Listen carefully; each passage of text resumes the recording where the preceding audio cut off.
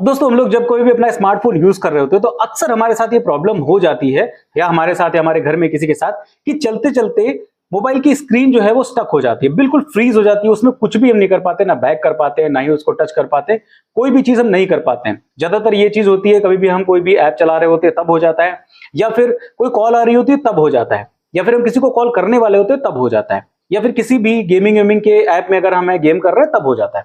ज्यादातर इन्हीं सब टाइम पे ये चीज हो जाती है, और ये चीज हमारे लिए सबसे ज्यादा परेशान का सबब बन जाता है। और कभी कभी ऐसा होता है कि स्टक हो गई, फिर थोड़ी देर के बाद वो ब्लैक स्क्रीन हो जाती है, फिर उसमें ना ही वो स्क्रीन ऑन हो रही है, ना ही फोन ऑन हो रहा है, वो सब चीजें बिल्कुल ब्लैंक हो जाती है। और ऐसे में हम बहुत ज्यादा परेशान हो जाते हैं और भागते हैं फटाफट से मोबाइल को लेकर के अपने सर्विस सेंटर पे, कि फटाफट से देखे भाई इसमें क्या हो गया, कहीं मोबाइल की स्क्रीन तो नहीं खराब हो गई या मोबाइल तो नहीं खराब हो गया।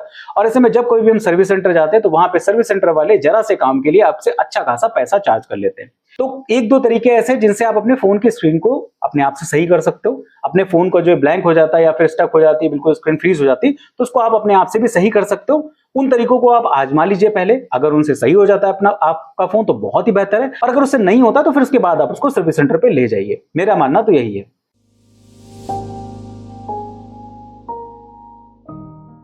अब दोस्तों कभी कभी ऐसा होता है कि मोबाइल हम यूज कर रहे हैं और हमारे मोबाइल की स्क्रीन स्टक हो जाती है, फ्रीज हो जाती है, या फिर कभी कभी क्या होता है कि मोबाइल की स्क्रीन एकदम से ब्लैक हो जाती है। अब उसमें हम बटन्स दबा रहे हैं, हम पावर ऑफ ऑन कर रहे हैं, कुछ भी नहीं हो रहा है, ना ही पावर ऑफ हो रहा है, ना ही कुछ उसमें कोई भी काम ही नहीं कर पा रहे हैं, हम ना बैक जा पा रहे हैं, कुछ भी नहीं कर पा रहे हैं। अब ऐसे में एंड्रॉइड के लिए भी ये प्रॉब्लम हो जाती है और आईफोन्स के लिए भी ये प्रॉब्लम हो जाती है ज्यादातर।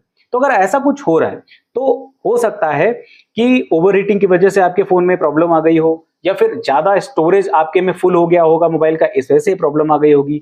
या फिर कभी कभी ऐसा होता है कि मोबाइल की जो रैम होती है वो बहुत ही ज्यादा ओवरलोडेड हो जाती है, मतलब बहुत सारे ऐप्स बैकग्राउंड में चल रहे हैं और आप किसी एक पर्टिकुलर ऐप पे बहुत ज्यादा देर तक हो और स्क्रीन आपकी बहुत ज्यादा देर तक ऑन है, तो वहां पर रैम मैनेजमेंट सही तरीके से नहीं हो पाता। इस वजह से भी कभी कभी फोन की स्क्रीन जो है वो फ्रीज हो जाती है। अब ऐसे में जो फ्रीज हो जाती है स्क्रीन, इसको हम कुछ तरीकों से सही कर सकते हैं, आप उसको जरूर ध्यान दीजिए। सबसे पहला तरीका तो यह है कि अगर ऐसा कुछ हो रहा है तो आप फोर्स रिस्टार्ट करिए अपने फोन को। वो पावर बटन से नहीं होगा। अगर आप पावर बटन प्रेस कर रहे हो और कुछ भी नहीं हो रहा है तो आपको फोर्स रिस्टार्ट करना चाहिए अपने फोन को, ताकि एक बार फोन पूरी तरीके से रिस्टार्ट हो जाए। अगर सही होना होगा तो वो सही हो जाएगा उससे। आप फोर्स रिस्टार्ट करने के लिए एंड्रॉइड में और आईफोन में अलग अलग तरीके होते हैं। अगर आपको एंड्रॉइड में इसको सही करना है तो आप पावर बटन और वॉल्यूम डाउन बटन जो है उसको एक साथ प्रेस करिए, और प्रेस करके लगभग 10 से 15 सेकंड तक होल्ड करके रखिए।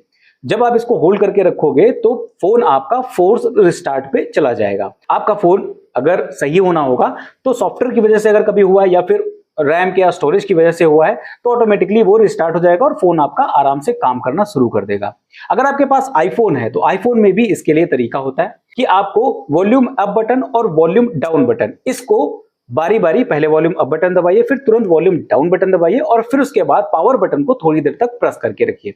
जब थोड़ी देर तक प्रेस करके रखोगे तो आपका फोन जो है वो फोर्स रिस्टार्ट हो जाएगा, और फोर्स रिस्टार्ट होने के बाद आपका फोन स्विच ऑफ होगा, फिर स्विच ऑन हो जाएगा। जब आपके में एप्पल का जो साइन बन के आता है फोन स्क्रीन ऑफ होने के बाद ऑन होने में, जब एप्पल का साइन बन के आता है तब फिर उस पावर बटन को आप छोड़ दीजिए, आपका फोन फोर्सफुली रिस्टार्ट हो जाएगा और नॉर्मल तरीके से काम करना शुरू कर देगा।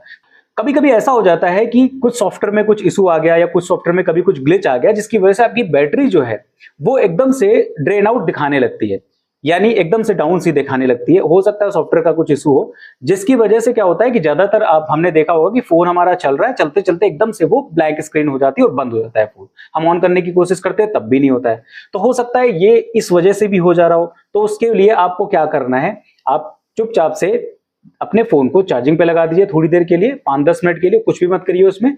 अगर इस वजह से आपकी प्रॉब्लम आई है कि बैटरी एकदम से ड्रेन हो गई है, तो फिर आपका फोन चार्जिंग पे लगाने के 5 से 10 मिनट के बाद में बैटरी का इंडिकेटर देना शुरू कर देगा और आपकी बैटरी स्टार्ट हो जाएगी। और जब आपकी बैटरी 15 से 20% से ऊपर हो जाए चार्जिंग पे, फिर उसके बाद आप अपने फोन को ऑन कर सकते हो। ये भी एक बेहतर तरीका है जिससे आप अपने फोन की जो ब्लैंक स्क्रीन है उससे बच सकते हो। उसमें आपको ये नहीं सोचने की जरूरत पड़ेगी कि डेड हो गया है फोन आपका। कभी कभी ऐसा भी हो जाता है, तो इसको भी आप ट्राई कर सकते हो। इसको भी ट्राई करिए, हो सकता है इससे भी आपका फोन सही हो जाए।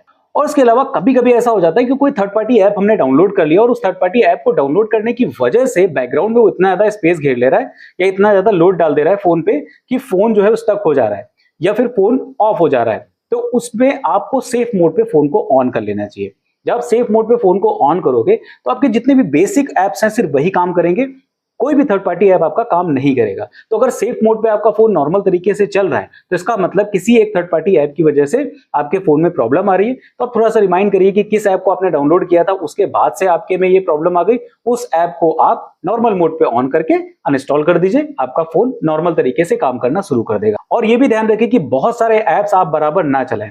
थोड़े थोड़े टाइम के बाद में आप अपने फोन के जो ऐप्स होते हैं, रिसेंट ऐप होते हैं, उनको आप रिमूव करते रहिए। जो भी आपके जरूरत के ऐप है सिर्फ उनको रखिए और बाकी सारों को रिमूव करते रहिए ताकि वो रैम पर लोड ना चले। अगर रैम पर लोड पड़ेगा तो हो सकता है उसकी वजह से भी आपका फोन स्टक हो सकता है या फिर हैंग हो सकता है, तो इसका भी आप ध्यान रखिए। और आजकल तो आपको पता ही है कि मौसम बहुत ज्यादा गर्म चल रहा है, जिसकी वजह से भी आपका फोन हैंग हो सकता है, फोन की स्क्रीन स्टक हो सकती है या फिर फोन ब्लैंक स्क्रीन में आ सकता है।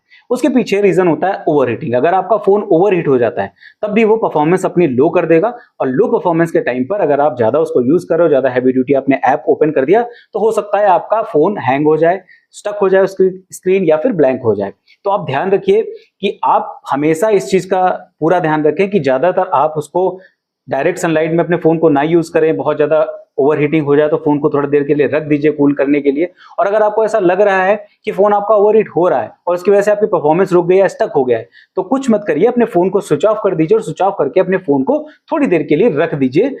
5 से 10 मिनट 15 मिनट के लिए फोन को कूल डाउन होने दीजिए। फिर उसके बाद अपने फोन को ऑन करिए। आपका फोन जब कूल डाउन हो जाएगा तो नॉर्मल तरीके से काम करना भी शुरू कर देगा। तो ये भी आपको ध्यान में रखने की जरूरत है, एटमॉस्फेयर कितना ज्यादा गर्म है उसी हिसाब से अपने फोन के यूसेज को आप देखें। दोस्तों ये कुछ ऐसे तरीके हैं जो बेसिक हैं तरीके, जिनको आप अपने आप से घर पे ट्राई कर सकते हो। अगर कभी भी आपके फोन की स्क्रीन स्टक हो जाती है या फिर आपके फोन की स्क्रीन ब्लैंक हो जाती है, ब्लैक हो जाती है और कोई भी बटन उसमें काम नहीं कर रही होती, तो इन तरीकों से आप अपने फोन को देख सकते हो और घर में ही सही कर सकते हो। अगर इनमें से कोई भी तरीका आपके काम नहीं आ रहा है, फिर उसके बाद हो सकता है आपके हार्डवेयर का इशू हो, तब आप सर्विस सेंटर पर जाइए और अपने फोन को दिखाइए।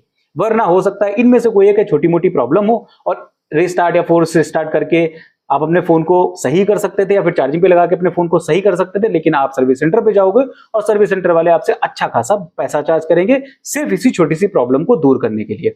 आप कभी भी इस प्रॉब्लम में फंसे तो इनमें से कोई एक तरीका जरूर ट्राई करिएगा, हो सकता है इसमें से कोई ना कोई एक तरीका आपके काम आ जाए। और अगर कभी भी आपके काम आता है तरीका तो मुझे कमेंट करके जरूर बताइएगा कि इनमें से कौन सा तरीका आपके फोन में प्रॉब्लम को सॉल्व करने के काम आया है, ताकि हमारे यूजर्स को भी पता चले कि ये तरीके हैं कितने ज्यादा कारगर है। अगर आपको वीडियो पसंद आई है तो लाइक कर दीजिए और अपने दोस्तों तक भी शेयर कर दीजिए, ताकि उनको भी इन सारे तरीकों के बारे में पता चल जाए और वो भी इन फ्यूचर अगर कभी कोई ऐसी प्रॉब्लम आती है तो इसको सॉल्व कर सके घर बैठे ही। अगर आप मेरे चैनल पर नए हो तो मेरे चैनल को सब्सक्राइब कर लीजिए और बेल आइकन को जरूर प्रेस कर लीजिएगा, ताकि मेरे वीडियोस के सारे नोटिफिकेशंस आपको टाइम पर मिलते रहे। मैं मिलता हूं आपसे अगली वीडियो में, तब तक के लिए नमस्कार।